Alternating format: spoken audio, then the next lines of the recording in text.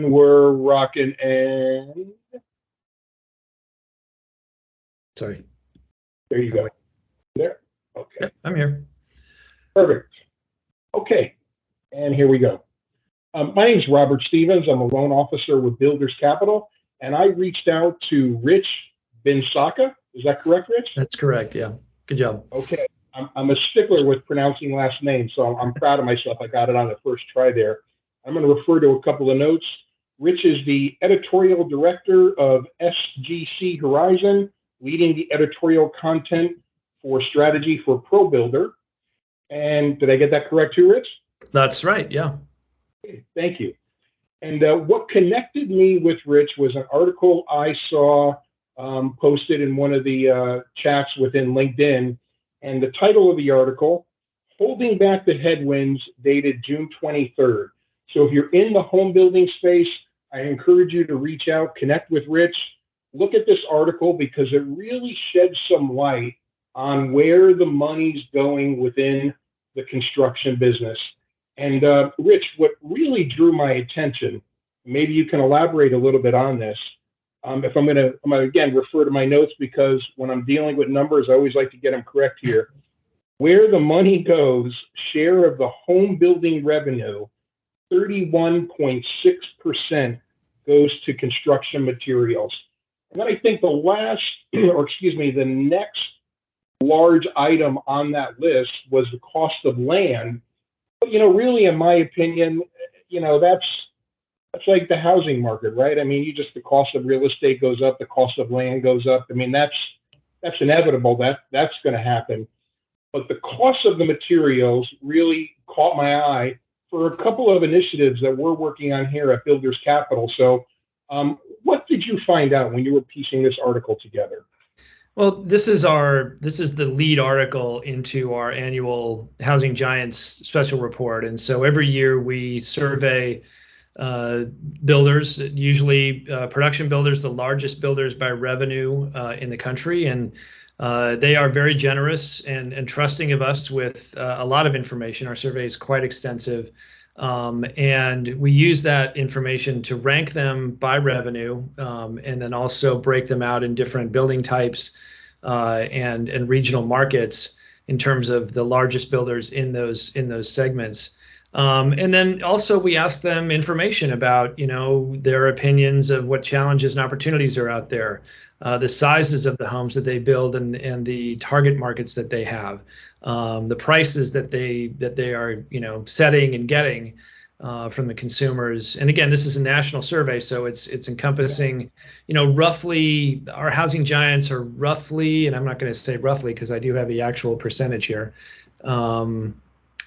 Basically 21.7% of all the homes built in 2022 are reflected in this survey. And so that's constituting, or I'm sorry, that's the top 20. And then the rest is another maybe 10 or so percent on top of that. So roughly 30%, 25, 30% of the builders in the country, the top builders by revenue. So one of the things I've taken to really being interested in is the cost of building, the cost of construction. Where, again, like you said, the headline, where does the money go? So we asked them, across a wide variety of costs, including marketing and merchandising and sales commissions and profit. But the top ones, as you mentioned or alluded to, are land, and then the cost of materials. And then obviously the cost of labor is actually the third one.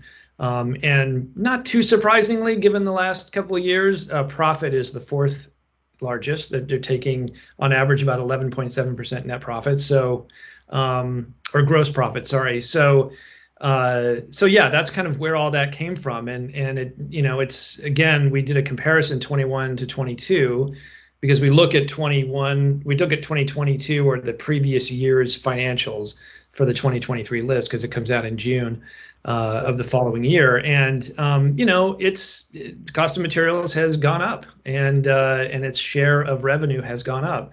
And I didn't find that all that surprising, but it's kind of remarkable that a full third of a builder's revenue goes toward the materials to build the homes that they build. It's a big number. Now, as you're kind of talking through that, I'm thinking about, okay, so you have your large publicly traded home builder, right? You have your DR Horton, you have your K Hovnanian, your Pulte, Lennar. We all know them, right?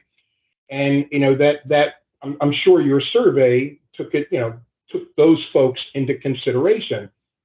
But I'm thinking, and maybe correct me if I'm wrong here, when you're looking at the cost of materials, they're probably entitled, for lack of a better word, or they reap the benefits of their size, and maybe they can enjoy some discounts on a national basis from those suppliers. But yet, they're still experiencing a large percentage of their profit or their revenue going towards the cost of materials. I'm thinking here for that little guy, that middle of the road home builder, I call them middle of the road. Maybe they're building 10, 20 homes a year. I bet that percentage is a lot higher for that type of a builder. Would you agree? I would think so. Yeah. I mean, when you're building, Lennar, DR Horton's the number one in our list, and they built, over 83,000 units last year. So, in a national basis, and they have the advantage of going to suppliers and even directly to manufacturers and saying, I want a national deal. I want a deal on your products, and they have the kind of volume that somebody in that position is going to listen to, and give them better terms and give them better pricing for sure. And so, yeah, it's a number, it's a percentage in our survey that spans all 240 of the builders. Actually, I think not all of them answered that question. It was a required question, so it's 175 actually of the 240 on our list responded to it. But yes, it includes smaller volume builders, and I would think certainly as you get down to a volume of 5, 10, 15, 20 homes maybe a year, you might be making a lot of money on those homes or a lot of revenue, whether you're making profit on it as much or not, but you're certainly drawing in some revenue. Yeah, you're probably, you're paying more. You don't have that kind of buying power that even a top 150 builder has, that's building maybe several hundred units or even 1,000 units. So absolutely, the larger volume builders get advantage, and I'm sure the percentage of them, if I broke it down, if I really kind of did a crosstab of volume against cost, I'm sure that the smaller volume guys are paying a lot more for materials. Yeah, and that's one of the other reasons why that percentage, that piece in your article really caught my attention, because we've taken that into consideration here at Builders Capital when we really try to do the best job possible to provide the home builder with a premier loan product from acquisition and development financing. But we kind of took a step back and say, what other type of value can we provide? And looking at what we just kind of talked about, that large publicly traded home builder, the things that they're entitled to on a large scale from percentage discounts, et cetera. And we really wanted to try to help the smaller home builder kind of act and play on the same field, if you will, for lack of a better way of describing it. And we're offering home builders now a service where we'll bid out the job. We've negotiated the relationships with about 95% of the suppliers on a national basis. So when a home builder comes to us for financing, and they don't have to fit a criteria from the sense of qualifying, meaning, you have to do a minimum of 200 homes a year.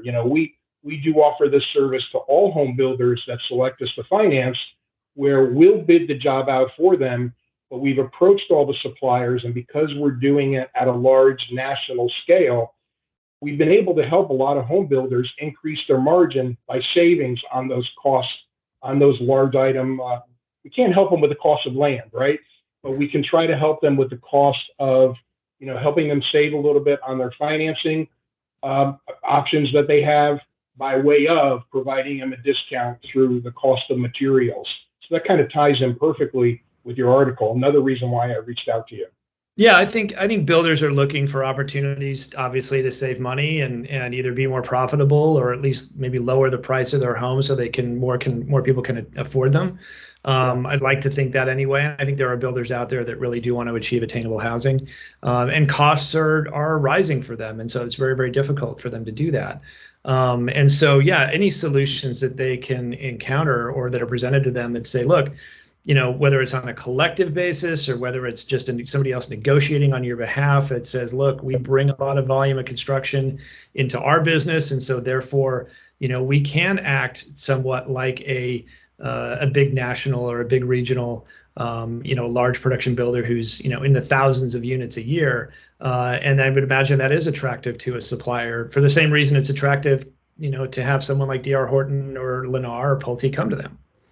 I mean, whose phone call are you going to pick up? You got D.R. Horton ringing in, or you got ABC Building Company. I'm going to get back to both of them, but I'm probably going to, if I'm a supplier, I'm going to pick up Horton's call first. So, yeah, it's just, a value-added service that we're trying to help the home building community. And as we're kind of talking through these numbers, and then when I looked at that whole list, and I encourage anybody that, that's out there, read Rich's article if you really want to understand what goes into, from the lot all the way through issuing the certificate of occupancy. There's a lot of line items folks don't realize they have to take into consideration. And now, we're kind of talking about this, Rich. It kind of takes the fun out of the game for the first-time home buyer. I mean, would you kind of agree with that? I mean, when you look at where prices are as far as new construction is concerned, all that goes into it. I'm wondering if there is a first-time home buyer market for new construction, or is it that move-up buyer or third or fourth home buyer? What do you think about that? Well, I mean, certainly, the numbers will tell you that on average nationally, that the first-time market, the entry-level home, the starter home, whatever we want to call it, is not where the market is. It's priced itself out of that nationally. And I think probably the strongest market, it's difficult to say now simply because, of the way interest rates have gone in the last 18 months or a year. People aren't as hip to buy a new home or move out of their old home into a new home or any home because their interest rates are going, their interest rates are going to go from 2 or 3 to 6 or 7. So there's that headwind, if you will, that is hindering sales to some degree that we're seeing, and it's just become very uncertain. So it's difficult to kind of pinpoint, well, what's the hot market. But I will say in the starter market, it also really depends, and this is true of anything, but it really depends on where you're talking about in the country, because 15 miles to my east or are towns like Sweet Home and Lebanon, Oregon, and smaller towns that have a certain volume. They have a town center. They've got a going concern of a town. Pricing there is significantly less than it is in Corvallis or Eugene or Salem or kind of a little bit farther west. And that's just because there's not a lot of employment there, and people are moving there to have a different kind of lifestyle and probably are commuting to some bigger city to work. But it really, there is affordability out there. It's just a matter of where you're willing to live to afford it. And that's true of any market. I grew up in the Bay Area, and the Bay Area is crazy in terms of house prices. But honestly, the farther east you go from the Bay Area, from San Francisco, Oakland, the close Contra Costa County East Bay, you're starting to get, quote unquote, more affordable for people that are willing to travel out there, or now even more so can work at home and really don't care about the commute, right? So the nail on the head there, that out. Yeah. But I think, certainly affordable housing, attainable housing, starter housing, and people are looking at different models. ADUs, so that they can maybe have a rental property on their property that supplements the cost of their house, or gives them a little bit more some supplemental income that helps them pay a higher mortgage. just even duplexes and some sort of quote unquote low end or low scale multifamily that just basically allows them to get into the home ownership market, but maybe not at a single family detached type of thing. Certainly attached housing, build for rent is also something that they're looking into. Just maybe there's an opportunity to kind of lease back or have a lease to own. I mean, there's a lot of options for them, but basically the answer that we get is you got to reduce costs, you got to reduce regulation costs, and you've got to maybe build smaller. And honestly, I don't blame builders for not attacking that market under the circumstances, just because it's not as profitable. It just isn't. And honestly, builders are in it to make profit, and there's no shame in that.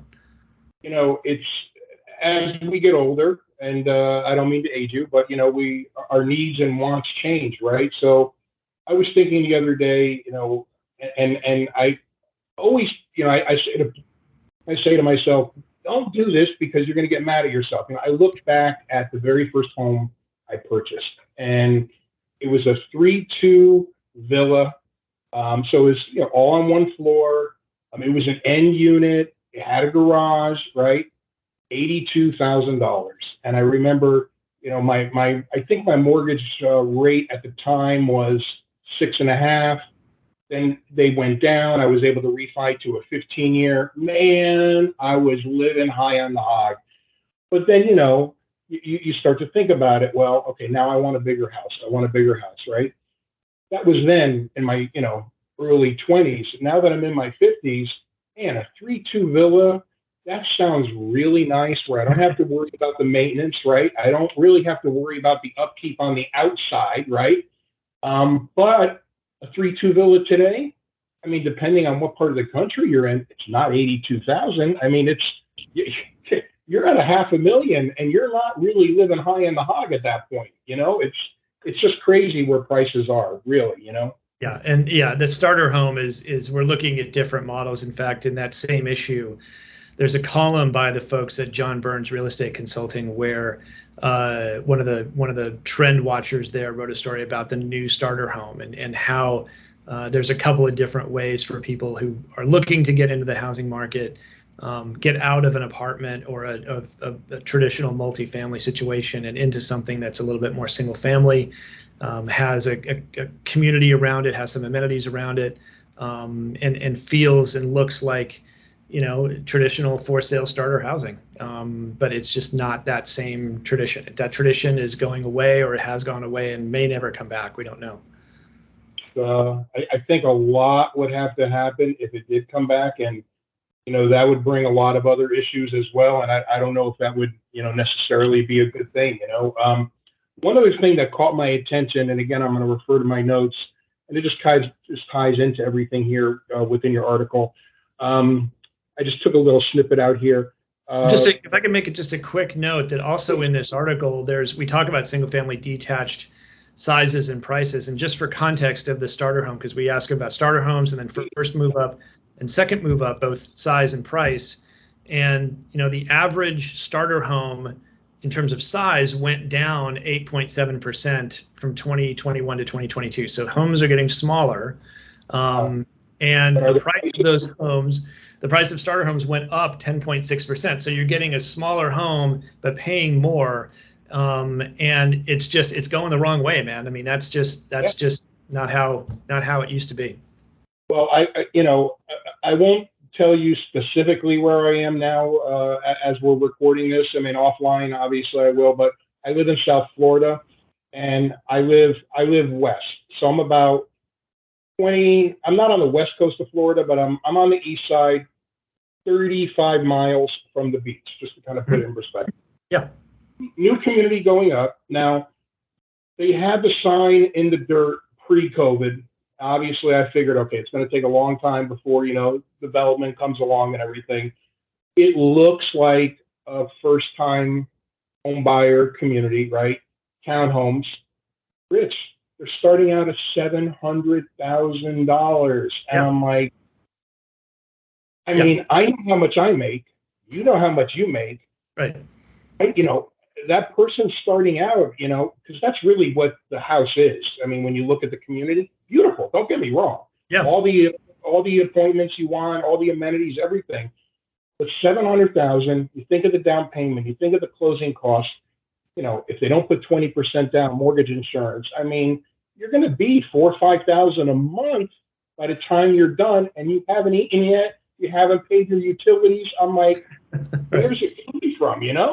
Well, when you think about a $700,000 starter home and somebody who has who as a first time buyer would qualify for an FHA, which is 5%, right? So you're looking at $35,000 down, as opposed to like when you and I bought our first homes. I bought my first home at, I think it was a little over $100,000. My interest rate was something in like 12%, so it was back in the early 90s, and coming up with literally $5,000 to as a down payment, was I could manage that. I can do that. I actually put up more just because I wanted to lower my rate a little bit because I had such high interest rates. So, but they can't. $82,000 house. I mean, it's how is somebody who I don't even know what the average, but honestly, I don't know how anybody who looks at themselves as a first-time buyer who's not making at least a couple $100,000 a year can afford a $700,000 starter home, even with $35,000 down. I mean, that's just it's really hard to calculate and run the math. It really is. It really, really is. I mean, and you're right. I mean, just rough math. I mean, if you're blessed to make $120,000 a year for a young individual in this workforce, $120 a year would be a heck of a nice salary.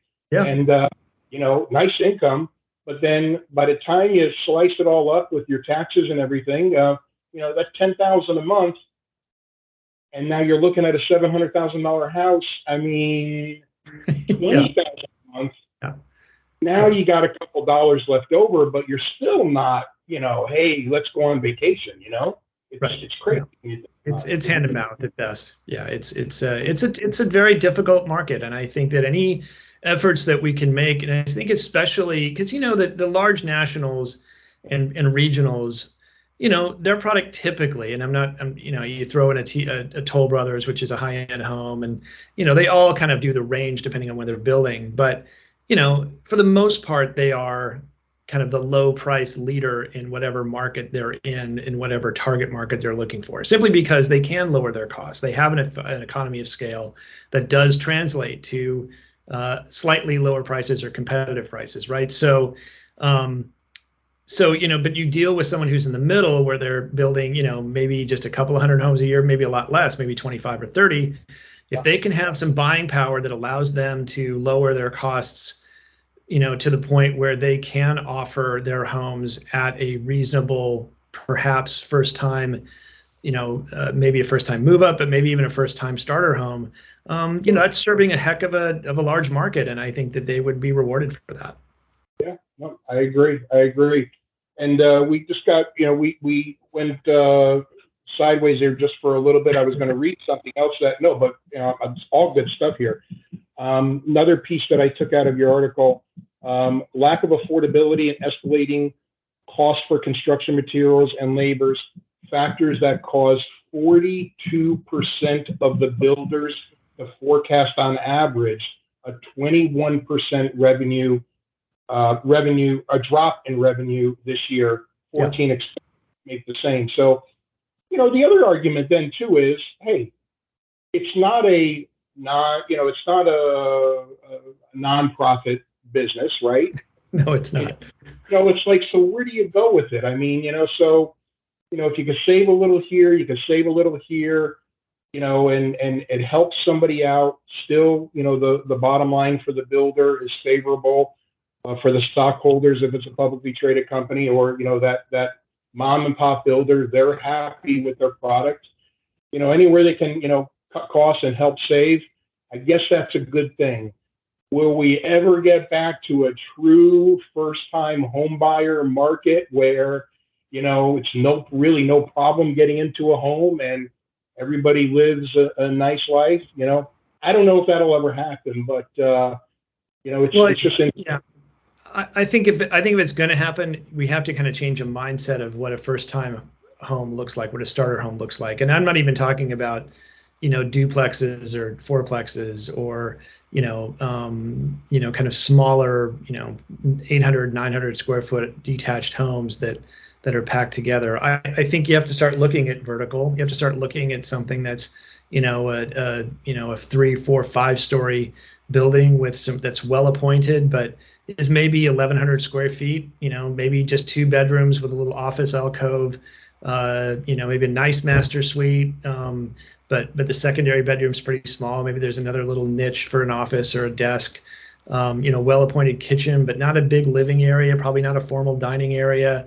Something that's really efficient, maybe gives you a nice view. That's, I think, that room that you and I were never allowed to go into when we were growing up because that's for company. Right, exactly, right. But I think, and I think that's kind of what, you could say there could be some disruption, something coming in with a really, really low cost opportunity, really lowering the cost to build homes. But you have to trust that that's going to be something that will translate into affordability. I mean, you can't say for certain that somebody who saves costs is going to automatically lower their price because of that. I think that's a nice assumption. It's a noble assumption, but it's not necessarily reality.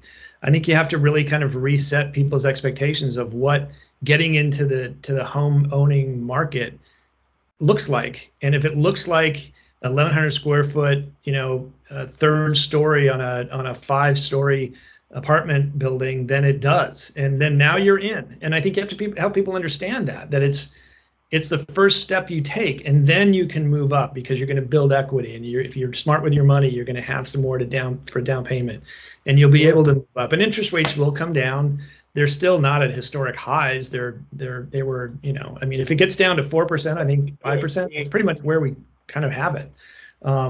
So yeah, I just think that we have to kind of reset the expectation among first-time buyers. I agree, Rich. I agree. Well, I want to be respectful of your time. I originally said about 15, 20 minutes. I think we're probably right around there, a little bit over. Again, for folks listening, Rich Binsacca, editorial director, SGC Horizon, and he leads the editorial content for ProBuilder. That's where I picked up this article. I encourage you to go out there and read Rich's content. If you're in this business, you have to be a master of your trade, and you need to know everything that goes into it so you can have conversations like this. And then who knows, maybe we'll, make a better world for everybody. But again, I wanted to focus on this particular piece because, what caught my attention was next to land, the highest percentage that home builders are spending is for materials. And like I mentioned, Rich, with what we're doing here at Builders Capital, we can help the home builder save on that and, maybe get back to, offering something affordable for that first-time home buyer. So, Rich, it means a lot to me. You took some time out of your day to have this call. And, maybe we can have another one sometime soon when you write another article on that first-time home buyer market's back, right? I could see you writing.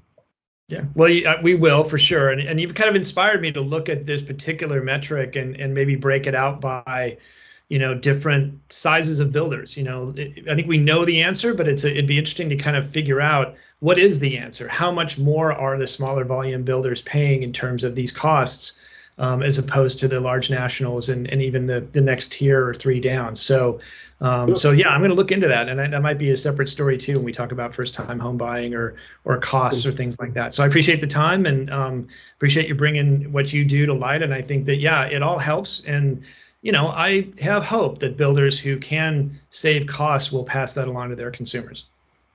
Got my fingers crossed, Rich. Right on. Thanks. Reach back to me if I can do anything for you. I really appreciate your time. You bet. Thank you. Take care. Bye-bye.